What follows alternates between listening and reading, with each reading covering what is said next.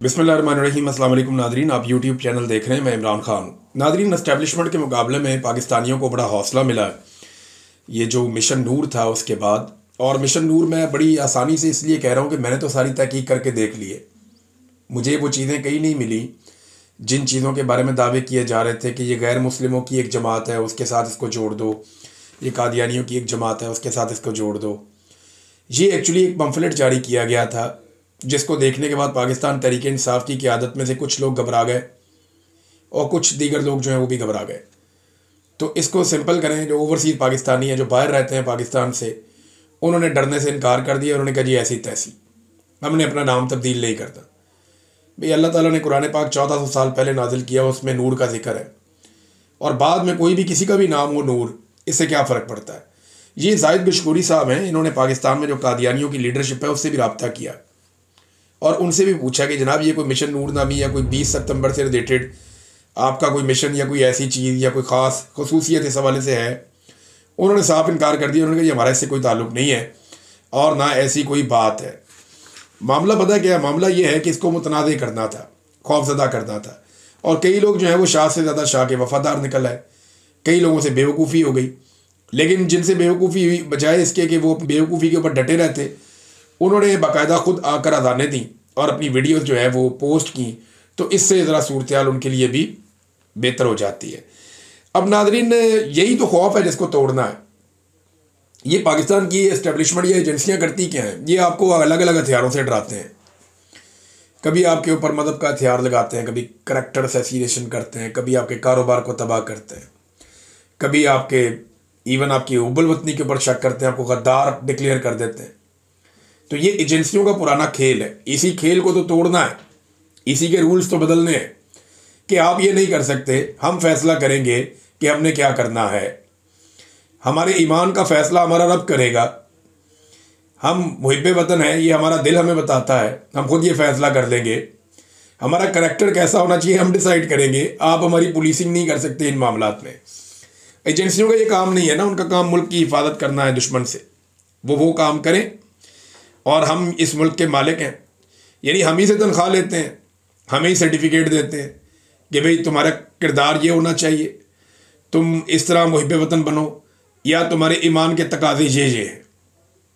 ये काम एजेंसियों का करने का नहीं है। एजेंसियों के अहलकार जो हमसे तनख्वाह लेते हैं, हम टैक्स देते हैं जिस पे वो पलते हैं, वो कैसे ये कर सकते हैं? हमारे साथ ये ज़्यादती वो नहीं कर सकते। अब अजान देने वाले अफराद की गिरफ्तारियों की भी इतलात आ रही हैं। कुछ लोगों को गिरफ़्तार किया गया। मचियाना साहब की इतला आई, वो गिरफ़्तार हो गए हैं। आलिया हमजा साहिबा ने बताया कि फ़लाँ लोग जो है वो गिरफ़्तार हो गए, ख़बरें आ रही हैं। तो अब इस पर भी कोई मुफ्ती तकी उस्मानी साहब या मुफ्ती मुनीब साहब या कोई और जो सरकारी मुल्ला हैं, वो इसके ऊपर भी अपना स्टेटमेंट दें ना और बताएं ना कि क्या अजान देने के ऊपर किसी को गिरफ़्तार किया जा सकता है? कि अगर कोई शख्स अजान दे रहा है, अपने रब को पुकार रहा है, तो क्या उसे गिरफ़्तार किया जा सकता है? ऐसी कोई ऑप्शन है? मेरी तो समझ से बाहर है कि ये मौलवी सिर्फ इमरान खान के ख़िलाफ़ ही जागते हैं, या जब इन्हें एस्टेब्लिशमेंट कहती है तभी इनकी आंख खुलती है, अदरवाइज़ ये सोते ही रहते हैं। अब ये आप देखें ना, एस्टेब्लिशमेंट ये काम कितना पुराना कर रही है। आपको याद होगा इस्लामी जमहूरी इत्तेहाद हुआ करता था एक, ये तहरीक इस्तेहकाम पाकिस्तान, नवाज शरीफ साहब इसमें भी होते थे, आपको याद होगा। ये उस वक्त भी एस्टेब्लिशमेंट चलाती थी इन सारे कठपुतलियों को। ये उस दौर का अगर आप एक इश्तिहार देखें, बेनज़ीर भुट्टो साहिबा के दौर का शुरू का, तो उसमें इश्तिहार में क्या लिखा हुआ है? ये एस्टेब्लिशमेंट उस वक्त किस तरह के सर्टिफिकेट बांटती थी। लिखा है कि भारत के यार, इसराइल के वफादार, पीपल्स पार्टी के गमख्वार। अंदाज़ा करें आप, ये एस्टेब्लिशमेंट का उस दौर का। आज भी वही खेल खेल रहे हैं, ना इनके अल्फाज बदले, ना इनका तरीक़ा वारदात बदला, यानी ये उसी पुराने पैटर्न पे चल रहे हैं। लेकिन अब इनका मुकाबला नई नस्ल से है, टक्कर के लोग हैं। ये जो नई नस्ल है ना, इनके पास बड़े ज़बरदस्त आइडियाज़ हैं। रिजवान गलज़ी साहब ने बड़ी ज़बरदस्त बात की कि गोली आइडिया का मुकाबला नहीं कर सकती। आइडियाज़ बहुत आगे की चीज़ होते हैं, वो दिमाग में पैदा होते हैं, आप उन्हें गोली उसे भून नहीं सकते, और वो आपको शिकस्त देते हैं। और यही हुआ है। देखिए ना, अब ये पुराना जो एक इश्तिहार है, इसके अंदर क्या लिखते हैं? ये जनाब, उसमें ये लिखा जी कि वाशिंगटन में बेनज़ीर हुकूमत के लिए लॉबी करने वाला मार्क सेगल यहूदी है। पीपल्स पार्टी की हमायत में अमरीकी इमदाद बंद कराने की धमकी देने वाला कांग्रेसमैन यहूदी है। राजीव गांधी का कहना है बेनज़ीर भुट्टो की दोस्ती पर हमें फ़ख्र है। सलमान रुश्दी का कहना है मेरा वोट पाकिस्तान में होता तो बेनज़ीर भुट्टो को देता। अब ये सारी चीज़ें जो है ना वो लगा के और जनाब मसाले तैयार करके उस वक्त नवाए वक्त इनका बहुत साथ देता था हमेशा से, क्योंकि एस्टेब्लिशमेंट का पिट्ठू अखबार था उस दौर में। नदामी साहब जो है उनके बड़े ताल्लुकात होते थे जर्नैलों के साथ और ये शरीफों के साथ और ये पूरी जो तहरीक थी इसके साथ, तो जनाब ये मिलजुल के गेमें डाला करते थे। तो ये जनाब वही कार्ड पुराना दोबारा खेला जाता है। मैंने आपको माजी से एक मिसाल निकाल कर आपको मैंने इसीलिए आज दिखाई है। नाज़रीन, राणा सनाउल्लाह साहब ने एक दफ़ा फिर तस्दीक कर दी है उस बात की जो हम बार बार करते हैं लेकिन एस्टेब्लिशमेंट भाग जाती है। याद है सुहेल वड़ाइच साहब ने यही बात की थी, तो सुहेल वड़ाइच साहब से नाराज़गी हो गई थी। वो आज तक आर्मी चीफ को मनाने के लिए मीठे मीठे कॉलम लिखते हैं। वो आज तक एस्टेब्लिशमेंट का गुस्सा दूर करने के लिए मीठे मीठे कॉलम्स लिखते हैं, मीठी मीठी बातें करते हैं, खुशामद और तारीफ़ें करते हैं आर्मी चीफ की कि उनसे ज़्यादा अक्लमंद कोई नहीं, उनसे ज़्यादा खूबसूरत कोई नहीं, उनसे ज़्यादा बावकार कोई नहीं, उनसे ज़्यादा बेहतरीन कोई नहीं, उनसे ज़्यादा आजिज़ी और इनकसारी वाला कोई नहीं, उनसे ज़्यादा बहादुर कोई नहीं। ये सारा कुछ जो है वो पुरज़ाना की बुनियाद पर ये लिखते हैं। बहुत ज़्यादा खुशामद कर रहे हैं और मीठे मीठे कॉलम लिख के कोशिश कर रहे हैं कि किसी तरह आर्मी चीफ का गुस्सा कम हो जाए, क्योंकि सुहेल वड़ाइच साहब ने वो कहानी जो आर्मी चीफ साहब ने कही वो सुना दी थी बाहर आके कि जनाब ये तो कहते हैं कि माफ़ी मांगे इमरान खान। अब राणा सनाउल्लाह साहब ने भी एक दफ़ा फिर तस्दीक कर दी कि पाकिस्तान तहरीक इंसाफ से बार बार कहा गया, ये नहीं कह रहे कि मैं कहता हूँ, ये हम कहते हैं, बार बार कहा गया जब इस तरह का सीगा इस्तेमाल किया जाए ना जहाँ पे जो फाइल है वो गायब हो, तो आप समझ लें फाइल जो है वो पाकिस्तान की एजेंसियां हैं, काम डालने वाला पाकिस्तान का, कहने वाला पाकिस्तान की एजेंसियां हैं। उनका पाकिस्तान तहरीक इंसाफ से बार बार कहा गया कि सिद्के दिल से माफ़ी मांग कर अपने मामला ठीक करें। यदि आपको माफ़ी मांगनी पड़ेगी फिर आपके मामला ठीक हो गए। तो इमरान खान तो माफ़ी नहीं मांगता भाई, अब तक की जो इतला है उसके मुताबिक तो इमरान खान माफ़ी नहीं मांगता, और ये आपकी ख्वाहिश ही रह जाएगी कि इमरान खान को आप डरा हुआ देखें या उससे आप माफ़ी मंगवाएं। अब इमरान खान का करना क्या है ये पाकिस्तान की एस्टेब्लिशमेंट को समझ नहीं आ रही, क्योंकि वो इनके सीने के ऊपर चढ़कर बैठा है और इमरान खान पीछे हटने को तैयार नहीं है। बड़े लोगों ने समझाया, बड़े लोगों ने मिन्नत तरला किया, बड़े लोगों ने इमरान खान साहब के लिए कॉलम लिखे, प्रोग्राम्स किए, जाकर मिलते रहे कि अल्लाह दा वास्ता इन्नी माफ़ी मांग लो, चलो इन्नी गल कर लो। इमरान खान ने एक कदम पीछे हटने से इनकार किया। तो ये है जनाब अब तक सूरत हाल। राणा सनाउल्लाह साहब ने भी उसी खबर की तस्दीक कर दी है। नाज़रीन, बड़ी खबर जो आने जा रही है ना वो आ रही है आज़ाद कश्मीर से। आज़ाद कश्मीर में अवामी एक्शन कमेटी एक बड़ा एक्शन करने जा रही है। उनके बड़े संजीदा और देरीना मुतालबात हैं और जायज़ मुतालबात हैं। वो मुतालबात मैं आपके सामने रखता हूँ, लेकिन पहले आपको मैं एक और चीज़ दिखाता हूँ। ज़रा ये तस्वीर आप देखिए, बड़ी इंटरेस्टिंग है। यहाँ पे ये मज़दूरों को भर भर के ले जाया जा रहा है रावलपिंडी से और इन्हें पहुँचाया जा रहा है आज़ाद कश्मीर। वो क्यों? इन्हें आज़ाद कश्मीर पहुँचाया जा रहा है दीगर शहरों से इकट्ठा करके कि वहाँ पे एक जलसा करना है। लगभग 1 दर्जन के करीब सियासी शख्सियात और जमातें इकट्ठी की गई हैं और इतने सारे ग्रोहों को इकट्ठा करके वहाँ पे भी एक पीडीएम एस्टेब्लिशमेंट ने बनाई है, वहाँ की हुकूमत को भी साथ मिलाया है और मिलाकर अब उनका एक जलसा रख लिया। ये जलसे का अगर आप स्टेज देखें तो सबके मुंह लगाए हुए हैं, बहुत ज़्यादा बंदे हैं। तो ये सारे जो है जनाब एस्टेब्लिशमेंट के साथ मिलकर तो अवामी एक्शन कमेटी के ख़िलाफ़ निकल पड़े हैं कि जनाब हम ताकत शो करेंगे, हम ये करेंगे, हम वो करेंगे। तो अवामी एक्शन कमेटी के ख़िलाफ़ जलसा करने के लिए जो मज़दूर तबका है उसको रावलपिंडी से कोस्टरों के अंदर भर भर के पहुंचाया जा रहा है और आवाम जो है वो रास्ते में खड़ी होकर तालियां बजा रही है, इनका मजाक उड़ा रही है कि अपनी औकात चेक करो, तुम लोग किस काबिल रह गए हो। ये हालात हैं पाकिस्तान की एजेंसियों के और ये औकात रह गई है इनकी अवाम के सामने। अवाम वहाँ पे खड़ी होकर मजाक उड़ा रही है। अब जो चार्टर ऑफ डिमांड है उसकी तरफ आ जाए। अच्छा, ये कह रहे हैं जी हम इकट्ठे होके तो एजेंसियों के साथ खड़े हैं। दूसरी तरफ जो अवाम है वो अवामी एक्शन कमेटी के साथ खड़ी है। अवामी एक्शन कमेटी के मुतालबात बड़े सख्त हैं। अब उनके मुतालबात मैं आपके सामने रखता हूँ, बड़े जायज़ उनके मुतालबात हैं और 29 तारीख को उन्होंने निकलने का ऐलान कर दिया। 29 से पहले अब ये लोग कोशिश कर रहे हैं कि कोई माहौल अपना बना लें या कुछ ऐसा कर लें कि थोड़ी इनकी भी बातचीत बन जाए, लेकिन बात बन नहीं रही। बात ना बनने की जो सादा वजह है ना, वो ये है कि अवामी सपोर्ट नहीं है। पाकिस्तान से, रावलपिंडी से, मुख्तलिफ शहरों से बंदे ले जाए जा रहे हैं जलसा करने के लिए आज़ाद कश्मीर में। आज आज़ाद कश्मीर में लीडरशिप तो मौजूद है, जो एस्टेब्लिशमेंट के टुकड़ों पे लीडर बने हैं, जो एस्टेब्लिशमेंट की खुशनुदी हासिल करके लीडर बने हैं, वो वहाँ मौजूद तो हैं, लेकिन उनके पास पब्लिक नहीं है। पब्लिक उन्हें पाकिस्तान से भेजी जा रही है आज़ाद कश्मीर में। तो आज़ाद कश्मीर की जो पब्लिक है वो अपनी लोकल लीडरशिप के साथ खड़ी है। अवामी एक्शन कमेटी, उनके मुतालबात सुने आप। वैसे अवामी एक्शन कमेटी ने एस्टेब्लिशमेंट का पूरा ही बंदोबस्त कर दिया है। जो उनके मुतालबात हैं आप देखें तो एक तो उन्होंने कहा जी कि हुक्मरान अशराफिया की मुराद का फौरी तौर पर खात्मा किया जाए, मोबाइल कंपनियों की लूट मार का खात्मा किया जाए, मुहाजिरीन मुकीम पाकिस्तानियों के नाम पर असेंबली नशिस्तों का खात्मा किया जाए। ये एस्टेब्लिशमेंट को इंतहाई नापसंद है। ये वो 12 सीटें हैं जो एस्टेब्लिशमेंट बाहर से लेकर आती है बंदे जितवा के, और इनकी बुनियाद पे वो आज़ाद कश्मीर की हुकूमत पे कंट्रोल करते हैं। अब वो कह रहे हैं जी आज़ाद कश्मीर में जो हुकूमत बनेगी वो आज़ाद कश्मीर के लोग ही वोट डालेंगे। ये अब आप पाकिस्तान से सीटें ना लेकर आए और लाके इसका हिस्सा ना बनाएं। तो ये एक टेक्निकल चीज़ उन्होंने पकड़ ली है। फिर कुछ सड़कों की तामीर के हवाले से उन्होंने कहा, कुछ शोहदा है उनकी फैमिलीज़ में मुलाजमतों के हवाले से उन्होंने कहा। एक वो कहते हैं जी इंटरनेशनल एयरपोर्ट बनाया जाए। अब इंटरनेशनल एयरपोर्ट अगर आज़ाद कश्मीर में बनेगा तो आज़ाद कश्मीर के शहरी पूरी दुनिया में ट्रैवल कर पाएंगे और वापस आज़ाद कश्मीर जा पाएंगे। इसमें पाकिस्तान का कोई लेना देना नहीं होगा।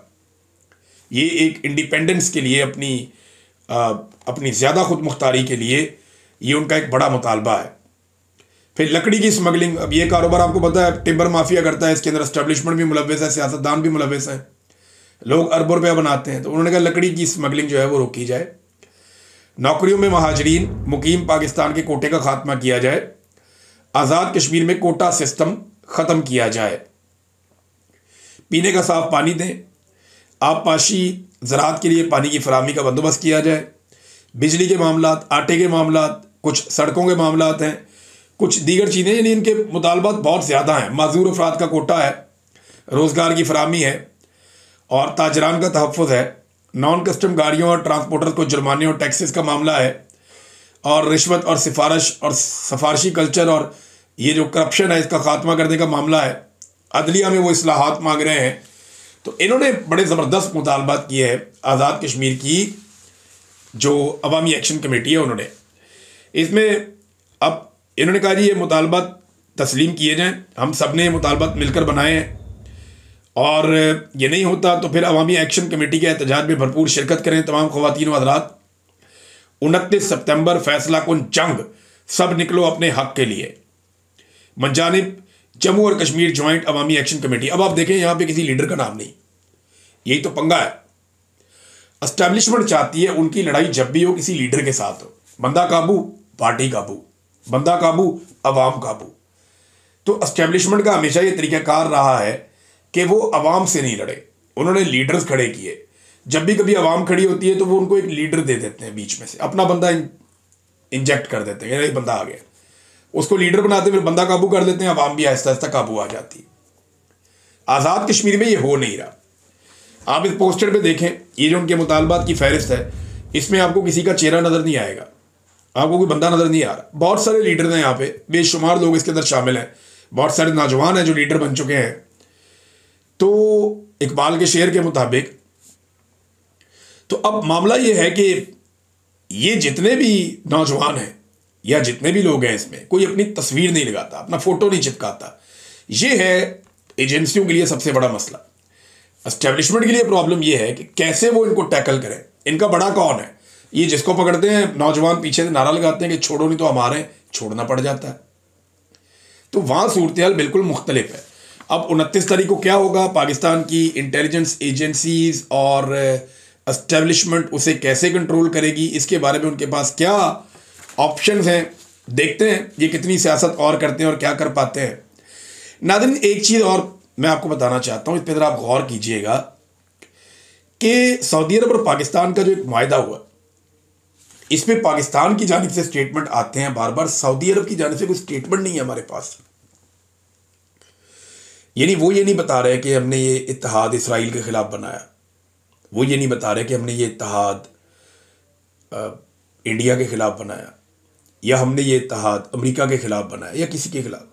देखिए, जब भी आप कोई इत्तेहाद बनाते हैं तो आप या कुछ तफसीलात तो सामने आती हैं ना कि जनाब ये रीज़न्स हैं, वजूहात क्या है इसके बारे में कुछ पता नहीं। दूसरी एक बात और है कि क्या सऊदी अरब अमेरिका की मर्ज़ी और मंशा के ख़िलाफ़ कोई इत्तेहाद बना सकता है या इस नौइयत के दिफाई मुआहदे कर सकता है पाकिस्तान जैसी एटमी क़ुव्वत के साथ? तो इसका जवाब है कि सऊदी अरब ये नहीं कर पाएगा। सऊदी अरब बहुत समझदार मुल्क है, वो बड़े ज़बरदस्त तरीके से चलता है। जो रीजनल और इंटरनेशनल पॉलिटिक्स को और डायनामिक्स को समझने की कैपेसिटी मोहम्मद बिन सलमान में है, आप उससे इनकार नहीं कर सकते। तो ऐसा मुमकिन नहीं है कि अमेरिका को नाराज़ करके सऊदी अरब पाकिस्तान के साथ एक मुआहदा करे। तो फिर इसका दूसरा मतलब तो सादा ये है कि इसराइल कोई थ्रेट नहीं है सऊदी अरब के लिए, या उसके साथ कोई जंग होने नहीं जा रही है। ताहिर अशरफी कह रहे हैं जी कि ग्रेटर इसराइल का ख्वाब ख़त्म हो गया और फलां चीज़ ख़त्म हो गई। ये बहुत लंबी चौड़ी और दूर की बातें कर रहे हैं। जो स्टेटमेंट आ रहे हैं वो पाकिस्तान की तरफ से आ रहे हैं। सऊदी अरब ने अभी तक, पाकिस्तान ने तो इसराइल को भी चैलेंज कर दिया, सऊदी अरब के तमाम दुश्मनों को चैलेंज कर दिया, लेकिन सवाल ये है कि क्या सऊदी अरब ने चैलेंज किया पाकिस्तान के दुश्मनों को? एक चीज़ मैं आपको और बताता हूँ, ज़रा आप गौर कीजिएगा। शहबाज शरीफ कोई 6 दुनिया के मुख्तलिफ रहनुमा हैं जिनके साथ मिलकर डोनाल्ड ट्रंप से मुलाकात करेंगे। अकेले मुलाकात का शरफ भी इनको हासिल नहीं हो रहा। मंगल को 6 इस्लामी ममालिक के रहनुमाओं के हमरा अमरीकी सदर से मुलाकात होगी शहबाज शरीफ की, और फिर 26 तारीख को वो जनरल असम्बली से खिताब करेंगे और कुछ और दीगर रहनुमाओं से उनकी वहाँ मुलाकातें भी हो जाएंगी। अब ये जो मुलाकात होने जा रही है शहबाज शरीफ साहब की, इस मुलाकात के अंदर मुख्तलिफ ममालिक के लोग जो हैं वो शामिल हैं, और ये 5 और मुल्क हैं और एक जो है वो पाकिस्तान है। तो अभी तक 1-on-1 मुलाकात की खबर नहीं आ रही। ये एक्सप्रेस न्यूज़ से मैं आपको खबर पढ़ के सुना रहा हूँ, इनका ये दावा है। अब डोनाल्ड ट्रंप ने क्या कहा? डोनाल्ड ट्रंप ने कहा कि उसे बगराम एयरबेस वापस चाहिए अफगानिस्तान में। तालिबान ने इस पर बड़ा सख्त रिएक्शन दिया और उन्होंने ये कहा कि अमेरिका की फ़ौज की वापसी को कतई तौर पर हम मुस्तरद करते हैं, और कभी भी गैर मुल्की अफवाज हमने ना इससे पहले कभी कबूल की हैं और ना आइंदा करेंगे। अफगान वज़ीर दिफा ने कहा कि अगर अड्डे वापस हुए तो हम लड़ेंगे। अफगान वज़ीर ख़ारजा ने कहा कोई अफगान सरजमीन गैर मुल्की फ़ौजियों की मेज़बानी नहीं करेगी। अगर आप अड्डे चाहते हैं तो हम आपसे अगले 20 साल लड़ने के लिए तैयार हैं। ये बात जो है ये अफगान तालिबान ने कतर में भी कही थी अमेरिका को कि ठीक है, अभी हम बैठे हैं, बातचीत कर रहे हैं, अगर आपको बात समझ आती है तो ठीक है, नहीं आती तो ठीक है, दोबारा लड़ते हैं। 20 साल पहले लड़े, 20 साल और लड़ लेते हैं, हमारे बच्चे फैसला कर लेंगे। तो फिर अमेरिका ने कुछ वादे किए थे कतर में, और उनमें ये वादे थे कि अफगानिस्तान की खुद मुख्तारी रहेगी और वहाँ पे अब दोबारा को फौजी चढ़ाई नहीं होगी। अब अफगानिस्तान कहता है कि ये वाले वादे आप पूरे करें। डोनाल्ड ट्रंप कहता है कि मैंने बगराम एयरबेस लेनी है, और साथ ही साथ डोनाल्ड ट्रंप ने धमकी आमेज लहजा भी इख्तियार कर लिया एक सवाल के जवाब में। ये तो हमने लेनी है, दे देंगे तो ठीक है, तो फिर हम देखते हैं फिर हमने क्या करना है। और ये ज़रा धमकी आमेज लहजा था डोनाल्ड ट्रंप का। अब ज़रा इन चीज़ों को आप सामने रखें कि डोनाल्ड ट्रंप बगराम एयरबेस पे घुसना चाहते हैं, तालिबान उनको रोकना चाहते हैं। सेम टाइम में इमरान खान साहब ये कहते हैं कि पाकिस्तान अफगानिस्तान के साथ अपने ताल्लुकात ठीक रखे, जबकि पाकिस्तान के आर्मी चीफ पे इमरान खान साहब ये एलिगेशन लगाते हैं कि वो अफगानिस्तान की हुकूमत के खिलाफ जो फोर्सेज हैं उनको खुश करने के लिए अफगानिस्तान से जानबूझ के ताल्लुकात ख़राब कर रहे हैं। और इसी दौरान में ख्वाजा आसिफ क्या कहते हैं कि अफगानिस्तान हमारा दुश्मन मुल्क है। इन सारी चीज़ों को इकट्ठा करें ना तो ऐसा लगता है कि पाकिस्तान एक मरतबा फिर ज़हनी तौर पर तैयार हो गया है, या पाकिस्तान ने अपनी खिदमात अमरीका बहादुर के सामने पेश कर दी हैं कि आप अफगानिस्तान में कोई और एडवेंचर भी करना चाहते हैं तो हम आपका साथ देंगे। बज़ाहिर ऐसा दिखाई दे रहा है। देखिए ना, डोनाल्ड ट्रंप का अड्डे मांगना अफगानिस्तान से, अफगानिस्तान का इनकार करना, पाकिस्तान की पॉलिसी अफगानिस्तान के खिलाफ हो जाना, और फिर ख्वाजा आसिफ को अफगानिस्तान का दुश्मन डिक्लेयर करते हुए देखना। इन सारी चीज़ों को देखकर सबको समझ आ जाती है कि एब्सोल्युटली नॉट अब एब्सोल्युटली यस की तरफ बढ़ता जा रहा है। ये अगर खारजा पॉलिसी है तो आप पाकिस्तान के अंदर एक मरतबा फिर लंबे चौड़े अरसे के लिए दहशतगर्दी को दावत दे रहे हैं। फिर यहाँ पे खून की नदियाँ बहेंगी, हमारे पाकिस्तानी शहीद होंगे और इसका खुमियाजा कबायली इलाकों के लोग, बलूचिस्तान के लोग और गरीब पाकिस्तानी चुकाएंगे। नाजरीन, ट्यूमर के हवाले से मरीम नवाज साहिबा ने कुछ दावे किए हैं। पीछे इतने सीनियर प्रोफेसर्स खड़े किए हुए हैं। मेरी बात हुई डॉक्टर से, वो कहते हैं जी इतने सीनियर डॉक्टर्स हैं, वो सिर्फ मरीम नवाज की सियासत के चक्कर में मुंह चुप करके खड़े रहे कि जनाब ये कैंसर का इलाज कर रही है कोई मशीन, और ये मशीन पाकिस्तान में पहले से मौजूद है, भारत के अंदर 10 साल से इस्तेमाल हो रही है, दुनिया भर के मुल्कों में हो रही है। ये छोटे मोटे ट्यूमर को रिमूव कर दे की मशीन है। जब आपकी बॉडी में कोई ट्यूमर बन जाता है कैंसर या किसी और रीज़न से, और ये 1% से भी कम मरीजों के लिए काबिल इस्तेमाल है पाकिस्तान में, क्योंकि यहाँ पे तो स्क्रीनिंग ही नहीं होती। 99% मरीजों का ये इलाज ही नहीं कर सकती, और ये पहले से पाकिस्तान में मौजूद है। पहली दफ़ा आ गई जी, हम आज लेकर आए, सब झूठ है। ये एक छोटे मोटे ट्यूमर को रिमूव करने के लिए एक सर्टेन टेम्परेचर वो उसको बनाती है, उसके बाद उसको वो जला के ख़त्म कर देते हैं। लेकिन कैंसर का ये इलाज नहीं है, और ना ये कीमोथेरापी का और दूसरी जो थेरेपीज़ हैं उनका ये कोई नेमुल बदल है। ये मरीज़ों को मिसलीड कर रही है मरीम नवाज अपनी सियासत के लिए। कैंसर के मरीज़ों की जान से खेलना कोई दानिशमंदी नहीं है। ये मशीन पूरी दुनिया में पहले भी इस्तेमाल होती रही, पाकिस्तान में भी आगा खान अस्पताल में दीगर जगहों पर इस्तेमाल होती रही, और अब ये लाकर दावा करना कि जनाब हमने कैंसर उड़ा दिया, ये कर दिया, वो कर दिया। अजीब नमूने लाकर पाकिस्तान पे मुसल्लत कर दिए जो लोगों की जानों के साथ खेल रहे हैं अपनी सस्ती सियासत के लिए। भाई अगर मेडिकल साइंस में ये खातून पास नहीं हो सकी तो इसमें कैंसर के मरीजों का क्या कसूर है बेचारों का कि ये उनकी जान से खेलना शुरू हो गई। और पीछे खड़े हुए जो प्रोफेसर हैं, सीनियर डॉक्टर हैं, उन्हें शर्म आनी चाहिए कि वो इस झूठ को पकड़े वहाँ पे कि बीबी ऐसा नहीं है। ये बहुत महदूद पैमाने पर, और पाकिस्तान जैसे मुल्क के अंदर तो 1% से भी कम लोगों के लिए ये काबिल इस्तेमाल है, और वहाँ पे भी ये कैंसर का मुकम्मल इलाज नहीं है। और आप जो इसको करार दे रही हैं कि ये थेरेपी तमाम चीज़ों से निजात दे देगी, कैंसर का हर मरीज ठीक होकर निकल जाएगा, क्या बकवास कर रहे हैं आप लोग? क्यों लोगों की ज़िंदगियों से आप खेल रहे हैं? ये उन प्रोफेसर्स को वहाँ बोलना चाहिए था। शुक्र है अल्लाह का कोई डॉक्टर बोलना शुरू हुए हैं, उन्होंने बताना शुरू किया है कि लोगों की जान से ना खेलें, अपनी घटिया सियासत अपने घर तक रखें। अब तक के लिए इतनी, अपना ख्याल रखिएगा, अपने चैनल का भी। अल्लाह हाफ़िज़।